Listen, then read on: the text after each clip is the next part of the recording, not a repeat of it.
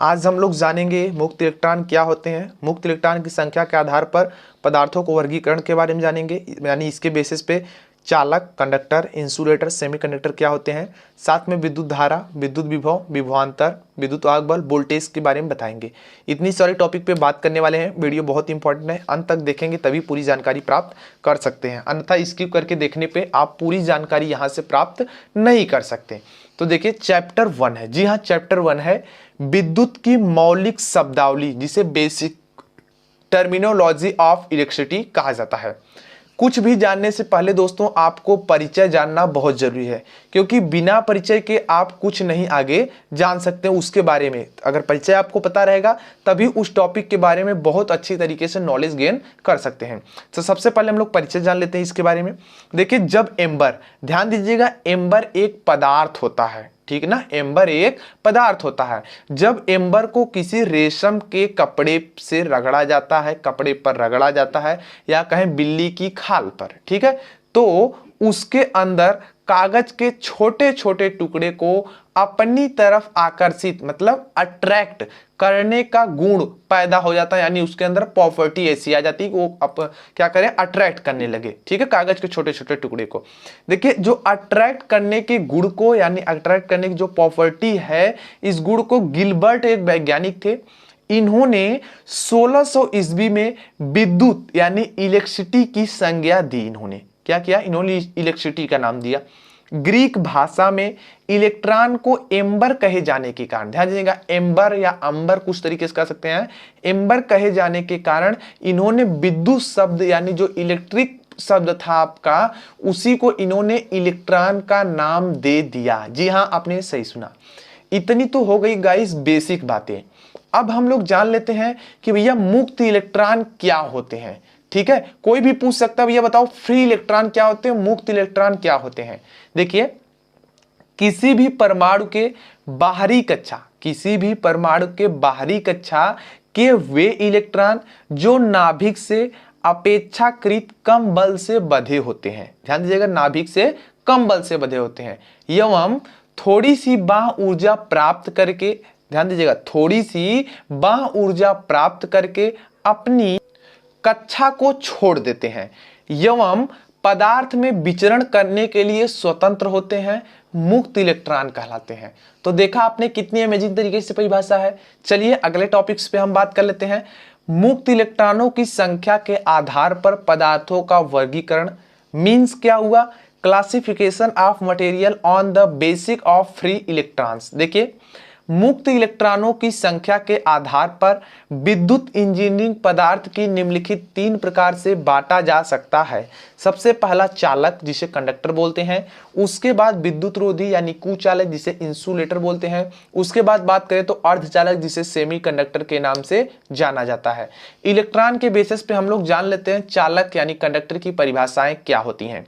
Conductor ऐसे पदार्थ जिसमें मुक्त इलेक्ट्रॉनों की संख्या, ध्यान दीजिएगा, ऐसे पदार्थ जिसमें मुक्त इलेक्ट्रॉनों की संख्या बहुत अधिक होती है तथा थोड़ा सा विद्युत दाब लगाने पर विद्युत धारा यानी इलेक्ट्रिक करंट आसानी से फ्लो होने लगती है, प्रवाहित होने लगती है, चालक कहलाते हैं। ध्यान दीजिएगा, किसी चालक के एकांक आयतन में मुक्त इलेक्ट्रॉनों की संख्या, ध्यान दीजिए, किसी चालक के एकांक आयतन में मुक्त इलेक्ट्रॉनों की संख्या लगभग 10 के पावर 29 होती है तथा इन पदार्थों के बाहरी कोश में यानी बाहरी कक्षा में जो संयोजी यानी वैलेंसी जो इलेक्ट्रॉन्स होते हैं, आप देख सकते हैं यहाँ पे किसकी बात हम कर रहे हैं, हम बात कर रहे हैं कि जो बैलेंसी इलेक्ट्रॉन्स होते हैं उनकी संख्या कितनी होती है, 1, 2 या 3 होती है उनके बाहरी कक्षा में, तो वही भैया चालक के कैटेगरी में आते हैं। अब हम लोग जान लेते हैं कि चालक पदार्थों पर प्रतिरोधकता यानी रेजिस्टिविटी का क्या प्रभाव पड़ता है कंडक्टिंग मटेरियल पर। देखिए चालक पदार्थों की जो प्रतिरोधकता होती है यानी रेजिस्टिविटी होती है 10 के पावर -3 से 10 के पावर -8 ओम मीटर होती है। जैसे चांदी Ag, सोना Au, तांबा Cu, aluminium Al etcetera. Note सबसे इंपॉर्टेंट बता रहा हूं, नोट इसमें क्या गाइस है, पदार्थों में सबसे अधिक चालकता अगर कोई पूछे तो आप बताएंगे चांदी की, लेकिन दोस्तों चांदी एक महंगा और कीमती धातु है, पृथ्वी पे कम पाया जाता है। इस कारण से दोस्तों चांदी के स्थान पे हम तांबे यानी कॉपर वायर का इस्तेमाल करते हैं। चांदी का भी इस्तेमाल किया जाता है बहुत कम, जैसे कम्यूटेटर में, ठीक है, वहां पे इस्तेमाल किया जाता है, मशीन में, ठीक है।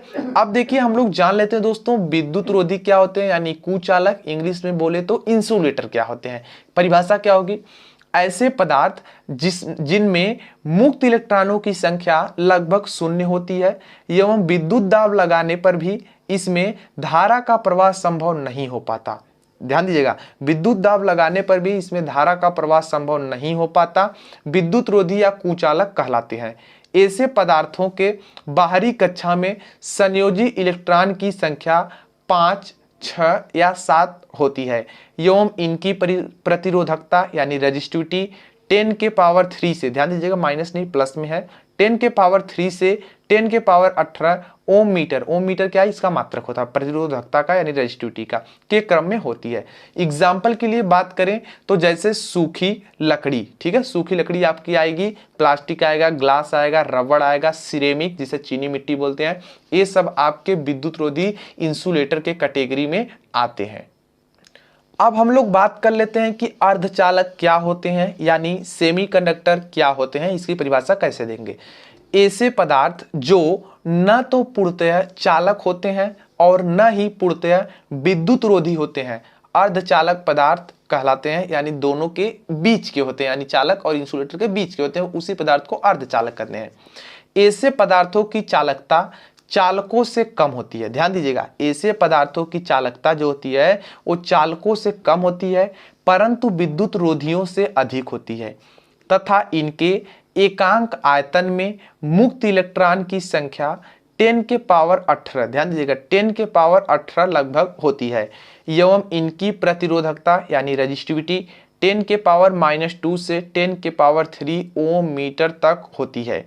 इनके बाहरी कक्षा में संयोजी इलेक्ट्रॉन की संख्या 4 होती है, ध्यान दीजिएगा इनके बाहरी कोश में जो इलेक्ट्रॉन्स होते हैं वो 4 होते हैं। एग्जाम्पल के लिए कार्बन, सिलिकॉन, जर्मेनियम एक्सेट्रा इसके अंतर्गत आएंगे। चलिए दोस्तों हम लोग बात कर लेते हैं कि विद्युत धारा क्या होती है, इलेक्ट्रिक करंट क्या होती है, अगली हमारी यही टॉपिक है। देखिएगा परिभाषा क्या है, किसी चालक पदार्थ में, ध्यान दीजिएगा, किसी चालक पदार्थ में आवेश प्रवाह की दर को, किसी चालक पदार्थ में आवेश प्रवाह की दर को विद्युत धारा कहते हैं। इसे I से प्रदर्शित करते हैं एवं इसका मात्रक एम्पियर होता है, एवं इसका मात्रक क्या होता है दोस्तों, एम्पियर होता है। यदि किसी चालक में क्यू कूलाम आवेश, ध्यान दीजिएगा, यदि किसी चालक में क्यू कूलाम आवेश T समय तक प्रवाहित होता है, क्यू कूलाम आवेश T समय तक प्रवाहित होता है, तब चालक में विद्युत धारा यानी कंडक्टर में electric current I = Q/T formula हो जाएगा। कूलाम जो आपका क्यू है इसका मतलब कूलाम और टी का सेकंड, कूलाम प्रति सेकंड, इसे ही दोस्तों हम क्या बोलते हैं, एम्पियर बोलते हैं, ठीक है ना। चलिए दोस्तों हम एक इसके मतलब थोड़ा सा और इसके बारे में डिटेल से जान लेते हैं। देखिए हम एक फार्मूला जानते हैं, Q बराबर N होता है। N क्या है, नंबर ऑफ इलेक्ट्रॉन्स, E क्या है, इलेक्ट्रॉन पर चार्ज। दोस्तों इलेक्ट्रॉन का जो चार्ज होता है 1.6 10 के पावर -19 कूलाम होता है। इतना ही दोस्तों प्रोटॉन का भी होता है, तो आपको डरने की कोई जरूरत नहीं। एक बात बता दूं, इलेक्ट्रॉन के लिए जब आप बताएंगे यहाँ माइनस चिन्ह लगा लेंगे, प्रोटॉन के लिए जब बताएंगे यहाँ पे प्लस लगा लेंगे, बस यही अंतर होता है। लेकिन यहाँ पे हम डायरेक्शन वगैरह वैसा नहीं दिखा रहे हैं, तो हम सिर्फ नॉर्मल सा ले लिए हैं। तो दोस्तों इसके अकॉर्डिंग फार्मूला क्या हो जाएगा, I = N/T एम्पियर हो जाएगा। एक फिगर की मदद से समझते हैं और ये बहुत इंपॉर्टेंट है, अगर इसे नहीं समझोगे यार कोई भी पूछकर आपको बुझा सकता है। देखो यह क्या है, एक चालक है, यह क्या है, बैटरी है, यहां से बैटरी जोड़ी गई है, इधर से बैटरी जोड़ दी गई है, ठीक है, से बहुत सही, प्लस माइनस चिन्ह दिखाया गया है। आपको एक चीज पता होनी चाहिए, जिस दिशा में करंट फ्लो होती है उसी के विपरीत दिशा में इलेक्ट्रॉन फ्लो होते हैं। देखिए करंट हमारी बैटरी के पॉजिटिव चिन्ह से निकल रही है, इस हमारे चालक पदार्थ से होते हुए बैटरी के निगेटिव टर्मिनल में आ रही है, जबकि दोस्तों इलेक्ट्रॉन क्या कर रहे हैं, माइनस टर्मिनल से होते हुए इस तरीके से घूमते हुए पदार्थ के अंदर से होते हुए इस तरीके से बैटरी के पॉजिटिव टर्मिनल पे आ रहे हैं। तो आप देखा क्या कि आप देख रहे हैं विद्युत धारा की दिशा इधर है, लेकिन इलेक्ट्रॉन की धारा किधर है, इधर है, ठीक है ना। ये बहुत इंपॉर्टेंट है, ये फिगर आप बना सकते हैं। अब चलिए एक न्यूमेरिकल प्रॉब्लम देख लेते हैं तो आपको और अच्छे से समझ में आ जाएगा। ये न्यूमेरिकल प्रॉब्लम क्या बताऊं दोस्तों कि पहले एक बार ये वीडियो बनाई गई थी, लेकिन किसी कारणवश से यह डिलीट हो गई, फिर से शूट किया जा रहा है, इसलिए इस न्यूमेरिकल को यहाँ पे मतलब सॉल्व नहीं कर रहे हैं, पहले से सॉल्व था तो वो देख लीजिए। देखिए क्या है यहाँ पे कहा जा रहा है, यदि किसी चालक में 10 के पावर 22 इलेक्ट्रॉन 20 सेकंड में, ध्यान दीजिएगा 10 के पावर 22 इलेक्ट्रॉन 20 सेकंड में प्रवाहित होते हैं, तब चालक में विद्युत धारा कितनी प्रवाहित होगी।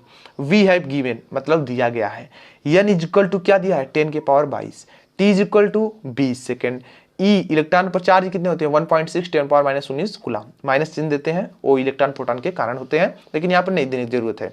देखिए I इक्वल टू आपने क्या पढ़ा NE/T होता है, सूत्र से आप NE सबका मान रखें, आपने 19/22 में से घटा दिया भाई, आपको 10 के पावर 3 बच जाएंगे, यानी 1000 बचेगा, 1.6 ऐसे रहेगा 1000, नीचे रहेगा 20 और यहाँ कैंसिल कर लेंगे एक जीरो से यहाँ, और यहाँ से जब कर लेंगे भाई 50, और जब 1.6 में 50 का गुणा करेंगे तो I इक्वल टू 80 आएगा। यानी दोस्तों इस मतलब ये जो क्वेश्चन की बात की जा रही है इसमें दोस्तों 80 एम्पियर की धारा फ्लो हो रही है। चलिए दोस्तों अब हम लोग जान लेते हैं कि विद्युत विभव क्या होता है, यानी इलेक्ट्रिक पोटेंशियल क्या होता है, वेरी मोस्ट इंपॉर्टेंट है। देखिए किसी एकांक धन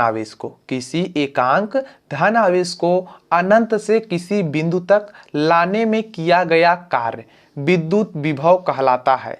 इसे V से प्रदर्शित करते हैं तथा इसका मात्रक जूल प्रति कूलाम होता है, जिसे दोस्तों हम वोल्ट बोलते हैं।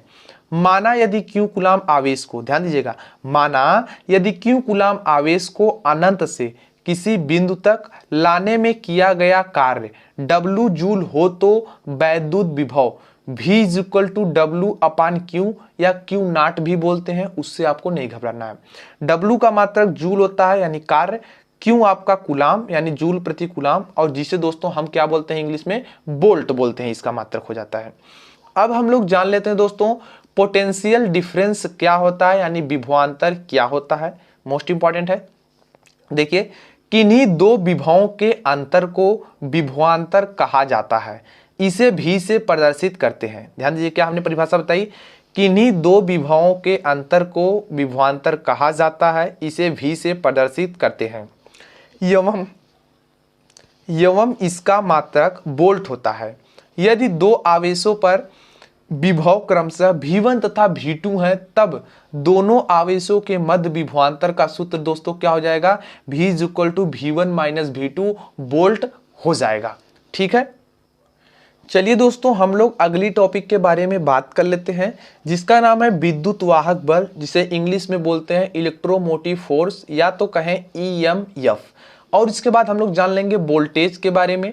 देखिए एक क्वेश्चन यहाँ से बहुत इंपॉर्टेंट अच्छा क्वेश्चन बनता है, कोई पूछ भी सकता है, विद्युत वाहक बल और वोल्टेज में क्या अंतर है। दोनों की परिभाषा को देखेंगे, अच्छे से समझेंगे ताकि आपको यहाँ से कोई दिक्कत गाइस ना हो। ठीक है, चलिए विद्युत वाहक बल क्या होता है, किसी चालक पदार्थ में, आपको पता चल गया कि कंडक्टिंग मटेरियल है, ठीक है, इलेक्ट्रॉनों को एक स्थान से दूसरे स्थान तक ले जाने में जो विद्युत बल, ध्यान दीजिएगा, विद्युत बल कार्य करता है उसे विद्युत वाहक बल कहते हैं। इसे कैपिटल E या स्मॉल e से प्रदर्शित करते हैं एवं इसका मात्रक वोल्ट होता है। अभी तक तो आपने जाना कि विद्युत वाहक बल क्या होता है कि भैया कोई चालक पदार्थ है, उसमें इलेक्ट्रॉन्स बहुत सारे हैं और उन्हीं इलेक्ट्रॉनों को एक स्थान से दूसरे स्थान तक ले जाने में जो विद्युत बल कार्य किया उसे विद्युत वाहक बल बोले। लेकिन वोल्टेज क्या होता है, देख लो, वोल्टेज के बारे में समझ लो भाई।